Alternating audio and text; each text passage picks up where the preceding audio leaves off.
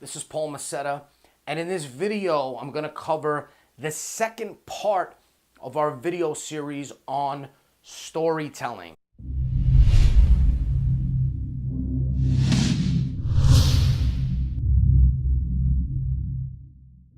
So when it comes to influence, persuasion, human communication, storytelling is one of the most, if not the most effective and powerful form of influential communication. And the reason why is because human beings, as I said in video number 1, are hardwired for stories. This dates back to primitive times. We've been listening to stories for tens of thousands of years, since the beginning of time. It's probably the oldest form of communication.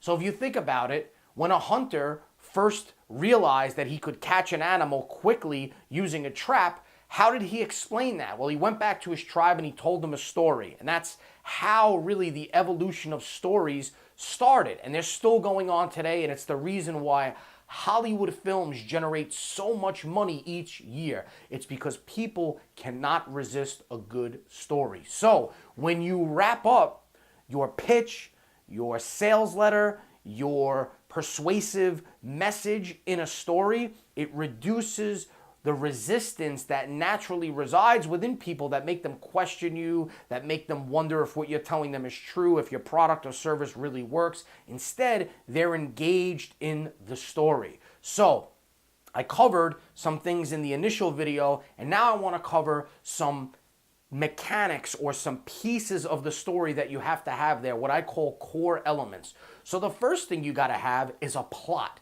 You have to have a list of events that take place. It could be 3 events that take place. It could be 10 events that take place. Probably shouldn't be too many unless you're telling a really long story, but your story should be less than 10 minutes long. Otherwise, you start to lose people. So figure out how many events have to take place within the time frame for when you're telling your story. The second core element that has to be present is the inner and outer dialogue of the main character. So what that means is certain things that the main character or the hero or the protagonist in the story is going to say explicitly, and then things that they're going to say to themselves implicitly, things that they're going to be thinking about. The next part is sensory details. So you want to be able to provide sensory details for all 3 different types of sensory aware people. So if you don't know, there are 3 ways that people make sense of the world. Visual people make sense of the world based on the way things look to them. Kinesthetic people make sense of the world based on the way things feel to them.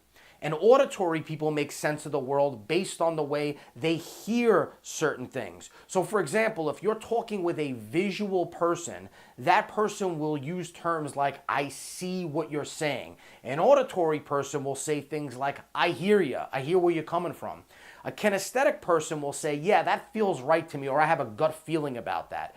And so while we do mix these different types of predicates, as we call them, and use different ones at different times, the reality is that most people resort to one type most of the time. And so if you're talking to a group of people and you don't know who's auditory, who's kinesthetic, who's visual, you have to be able to appeal to all 3. And that's why you layer the story with sensory details that appeal to all 3 people. You talk about the smell that's in the air. You talk about what the character felt like when he came across a certain challenge. You talk about what he saw, what he heard, what the music was like, what kind of weather it was like outside. The next thing that you have to have, and this is an important one, probably the most important, is a key message.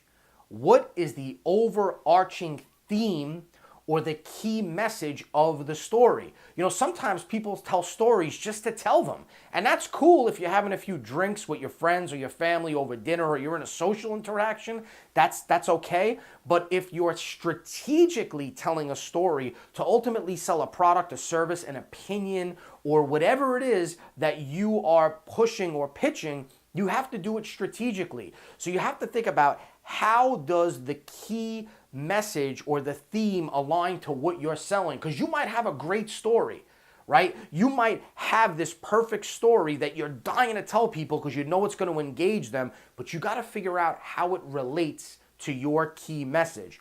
Or you might start the opposite way. You might have a product, a service, an idea, an opinion, and then you go find a story that matches it.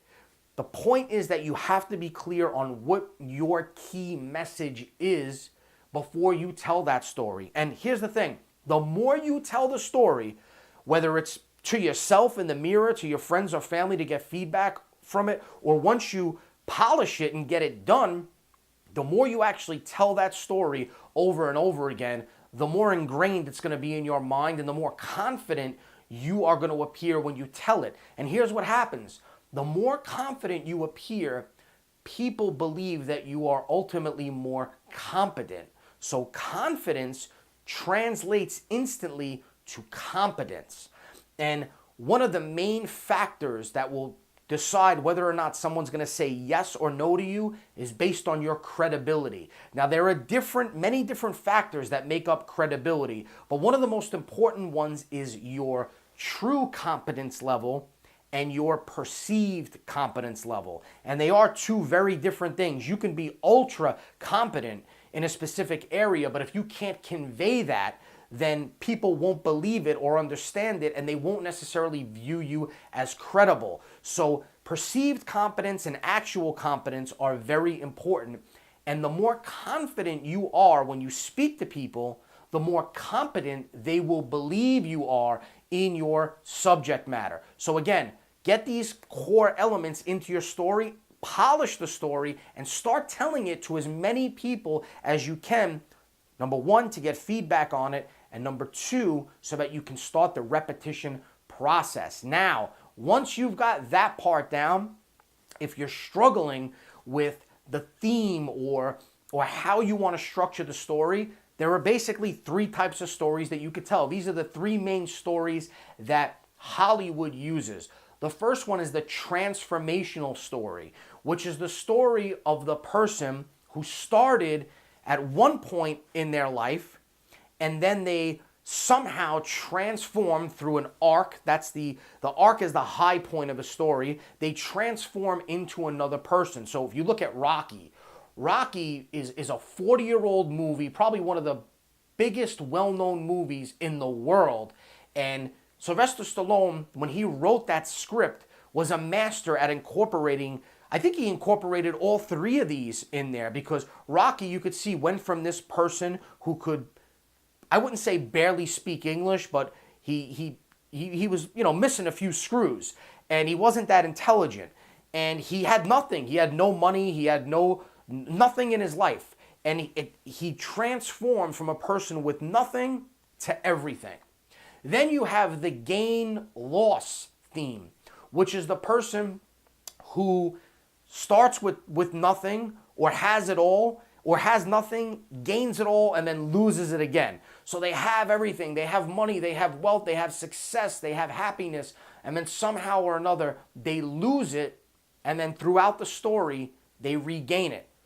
Same thing happened with Rocky, right? He started from nothing, had this transformation as a person and as a fighter and as a human being, gained it all, success, wealth, notoriety, and then by the time Rocky 5 comes, he lost it all again. And so now you're wondering, how's he going to get it back?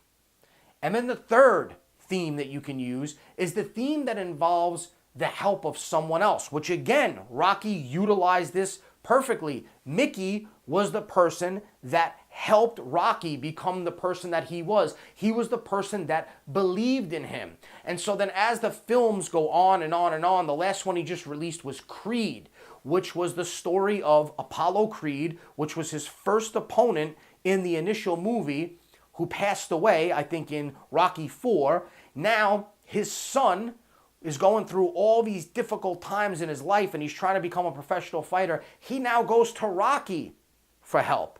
And now Rocky's the guy that comes and saves him and helps him. So those are the three types of stories that you could tell. The transformational story where the person starts one way or in one place and winds up somewhere else.